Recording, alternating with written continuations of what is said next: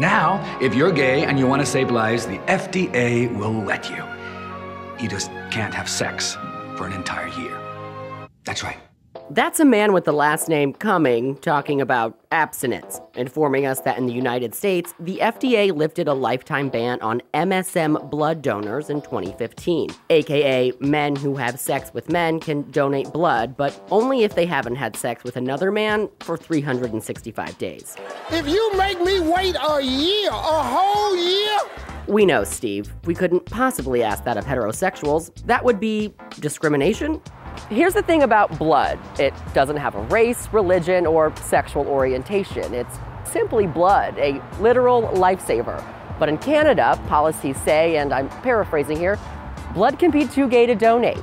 And that's what brings us to Toronto.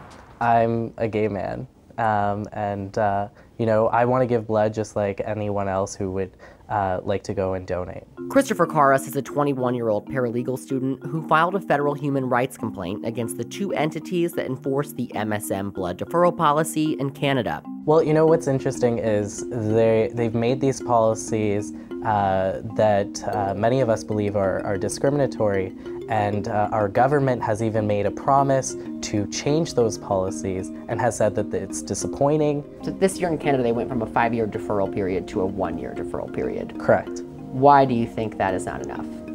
In the past, we've known it as an outright ban of men who've had sex with men, but also now we're seeing this ban being used in a different way, but doing the very same thing that the ban set out to do in the past. Canadian Blood Services said the change from a 5-year to 1-year deferral policy was based on scientific evidence and supported by input from stakeholders.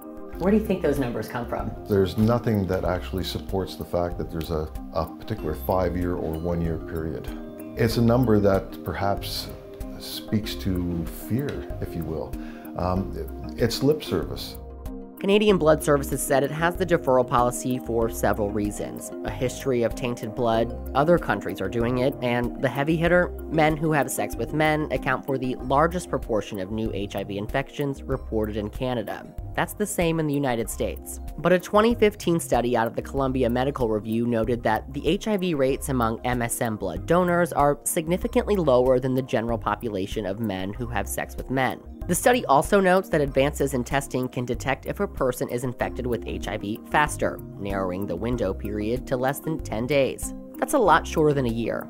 It categorized deferral policies as superficial and continuing the categorical association between gay sex and risky sex. But, you know, why even have it in the first place? All blood is going to be tested anyways, regardless. So you have provided a picture, a window, for people to keep on looking at and keep on, you're different, that's all there is to it. You're dirty, you're not worthy. You know, we don't want your blood.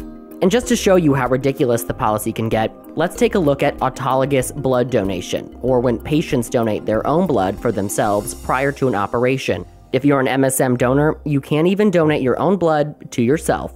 Seriously. It further stigmatizes men who have sex with men.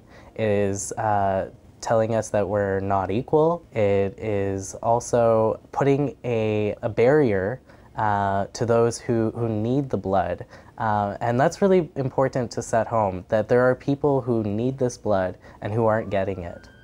The deadliest shooting in U.S. history. An emotional response, and here in Orlando, hundreds of people lining up all day long to donate their own blood. Many gay men were turned away because of FDA rules. So when you heard about the Pulse shooting in Orlando and you knew there were healthy gay men who wanted to donate blood, what was going through your mind? It really shook me to the core to see not only my community being hurt, but that we couldn't even do anything to help. And the same is going to happen if there were to be any hate crime that were to take place here in Canada. I guess I saw it coming when I saw this tragedy unfold. I knew that the gay community would step forward. This is a community that was targeted, the victims of this senseless rampage. Their best instincts to help, to provide life-saving blood were turned away. It was extraordinarily hard to watch. Representative Mike Quigley represents Illinois' 5th Congressional District. He's a part of 115 House members pushing the FDA to end the MSM blood ban in the U.S. for good. The real solution is making sure that the best available testing procedures are available, that the questionnaire that comes with the donation is improved and fits the concerns about behavior, not orientation, how they sample the batches of blood that are donated. And if some of these policies are implemented, we ought to move to a no deferral policy as soon as possible. In July of this year, the FDA announced it would officially reevaluate its policy.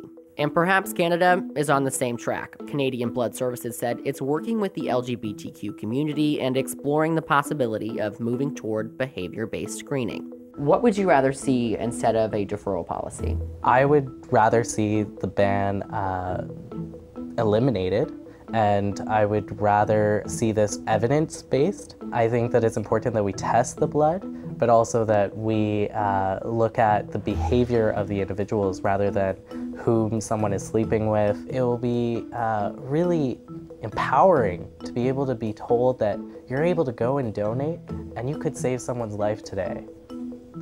That's something we're not being told today. For Newsy, I'm Cody LeGros.